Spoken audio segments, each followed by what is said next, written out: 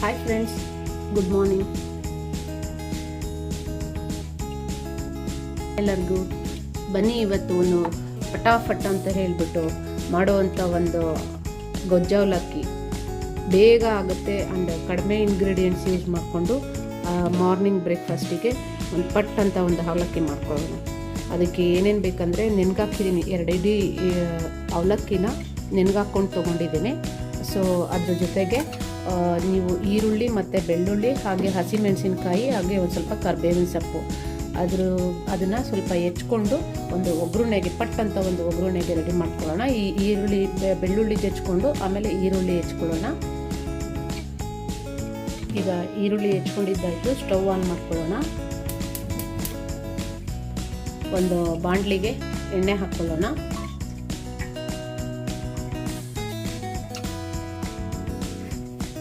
ಹಾಗೆ ಈ ಗೊಜ್ಜವಲಕ್ಕಿಗೆ ಯಾವಾಗಲೂ ಈರುಳ್ಳಿ ಮತ್ತು ಬೆಳ್ಳುಳ್ಳಿ ಏನಿದೆ ಅದನ್ನು ಹೆಚ್ಚಿಗೆ ಹಾಕಿದಷ್ಟು ಟೇಸ್ಟು ತುಂಬ ಚೆನ್ನಾಗಿರುತ್ತೆ.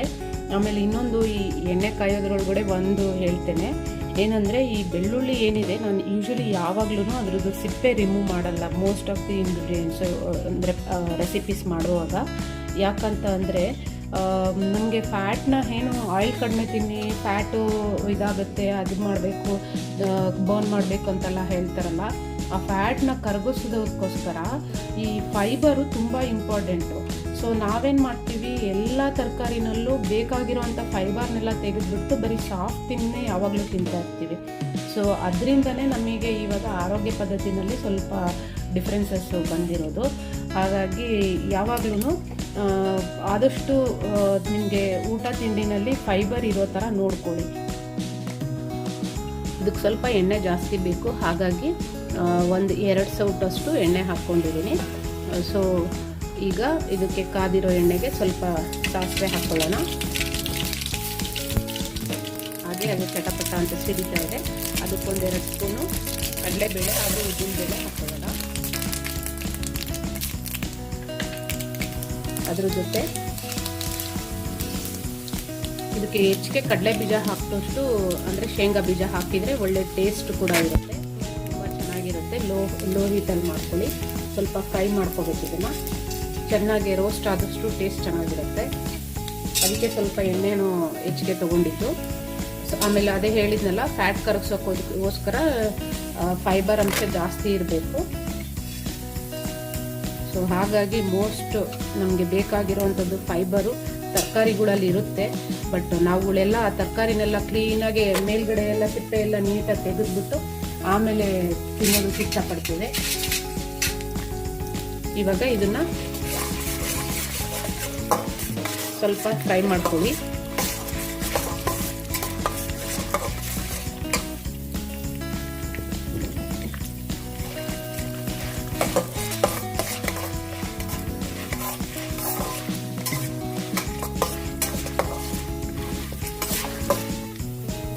ಈಗ ಇದು ಫ್ರೈ ಆಯಿತು. ಇವಾಗ ಹೆಚ್ಚಿಟ್ಕೊಂಡಿರೋದೇನಿದೆ ಬೆಳ್ಳುಳ್ಳಿ ಹಾಗೆ ಈರುಳ್ಳಿ ಮತ್ತು ಮೆಣಸಿನ್ಕಾಯಿ ಕರಿಬೇವಿನ ಸೊಪ್ಪು ಇದಿಷ್ಟು ಒಗ್ಗರಣೆಗೆ ಹಾಕ್ಕೊಳ್ಳೋಣ. ಈಗ ಇದಿಷ್ಟು ಆ್ಯಡ್ ಮಾಡೋಣ.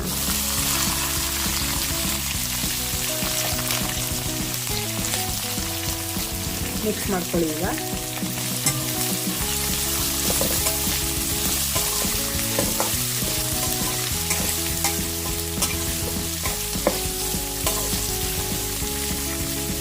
ತುಂಬ ಒಳ್ಳೆ ರೆಸಿಪಿ ಇದು. ಇವನ್ ಚಿಕ್ಕ ಮಕ್ಕಳಿಗೆ ದೊಡ್ಡವ್ರಿಗೆ ಎಲ್ಲರಿಗೂ ಇಷ್ಟ ಆಗುವಂಥ ರೆಸಿಪಿ. ಈರುಳ್ಳಿ ಸ್ವಲ್ಪ ಮಾಗಿದ ತಕ್ಷಣವೇ ಇದಕ್ಕೆ ಒಂದು ಸ್ವಲ್ಪ ಅರಿಶಿನದ ಕೊಂಬು ಆ್ಯಡ್ ಮಾಡ್ತಾಯಿದ್ದೀನಿ. ನೀವು ಬೇಕಂದರೆ ಅರಿಶಿನೂ ಹಾಕ್ಕೋಬೋದು, ಇದು ಒಳ್ಳೆ ಟೇಸ್ಟ್ ಕೊಡುತ್ತೆ ಅಂತ ನಾನು ಅರಿಶಿನದ ಕೊಂಬು ಹಾಕಿದ್ದೇನೆ, ಅಂದರೆ ಜಜ್ಜಿಬಿಟ್ಟು ಹಾಕಿದ್ದೇನೆ. ಹಾಗೆ ಒಂದು 2 ಸ್ಪೂನಷ್ಟು ಖಾರ ಪುಡಿ ಹಾಕ್ಕೊಳ್ಳಿ. ಅಂದರೆ ನೀವು ಎಷ್ಟು ಜನಕ್ಕೆ ಮಾಡ್ಕೊಳ್ತಿದ್ದೀರಾ ಅದು ಟೇಸ್ಟ್ ನೋಡ್ಕೊಂಡು ಹಾಕ್ಕೊಳ್ಳಿ. ಹಾಗೆ ಇದಕ್ಕೆ ಮೇನು ಸ್ವಲ್ಪ ಬೆಲ್ಲ ಹೆಚ್ಚಿಗೆ ಹಾಕಿದರೆ ಒಳ್ಳೆ ಟೇಸ್ಟ್ ಕೊಡುತ್ತೆ. ಅದಕ್ಕೆ ಬೆಲ್ಲ 1.5 ಸ್ಪೂನಷ್ಟು ಬೆಲ್ಲ ಹಾಕ್ಕೊಳ್ತಾ ಇದ್ದೀನಿ.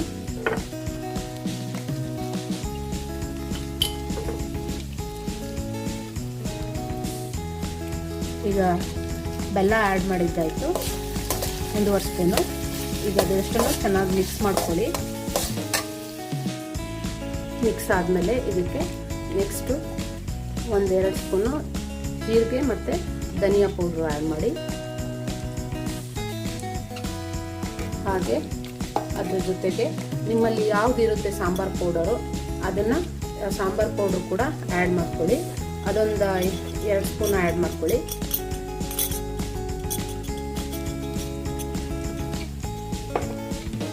ಸ್ವಲ್ಪ ಈ ಮಸಾಲ ಎಲ್ಲ ಮಿಕ್ಸ್ ಮಾಡ್ಕೊಳ್ಳಿ.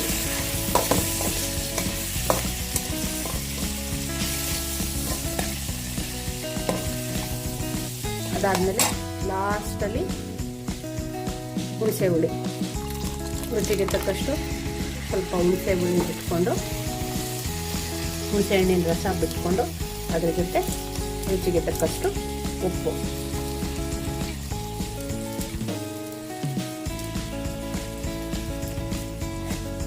ಚೆನ್ನಾಗಿ ಮಿಕ್ಸ್ ಮಾಡ್ಕೊಳ್ಳಿ. ಈಗ ಒಂದೇ 1 ನಿಮಿಷ, 1-2 ನಿಮಿಷ ಇದು ಹಾಕ್ಕೊಳ್ಳಿ. ಈಗ ಚೆನ್ನಾಗಿ ಮಾಗಿರೋ ಅಂಥ ಗೊಜ್ಜು ಅವಲಕ್ಕಿಗೆ ಗೊಜ್ಜು ರೆಡಿ. ಇದಕ್ಕೆ ಅವಲಕ್ಕಿ ಹಾಕ್ಕೊಂಡು ಮಿಕ್ಸ್ ಮಾಡ್ಕೊಳ್ಳಿ. ಈಗ ಗೊಜ್ಜು ಅವಲಕ್ಕಿ ಜೊತೆ ಸ್ವಲ್ಪ ಲಾಸ್ಟ್ಲಿ ಗಾರ್ನಿಷಿಂಗಿಗೆ ಮೇಲ್ಗಡೆ ಕಾಯಿ ಮತ್ತು ಕೊತ್ತಂಬರಿ ಸೊಪ್ಪು ಉದುರಿಸ್ಕೊಂಡ್ರೆ ರುಚಿಯಾದ ಬಿಸಿಯಾದ ಗೊಜ್ಜು ಅವಲಕ್ಕಿ ತುಮಕೂರು ಮತ್ತು ಬ್ಯಾಂಗ್ಳೂರು ಪ್ರಾಂತ್ಯದಲ್ಲಿ ಮಾಡೋವಂಥ, ಬ್ಯಾಂಗ್ಳೂರಿನ ತುಂಬ ಇಷ್ಟಪಡೋವಂಥ ಗೊಜ್ಜು ಅವಲಕ್ಕಿ ರೆಡಿ. ಒಂದ್ಸರಿ ಟ್ರೈ ಮಾಡಿ ಹೇಗಿತ್ತು ಅಂತ ತಿಳಿಸಿ ಕಾಮೆಂಟಲ್ಲಿ. Thank you.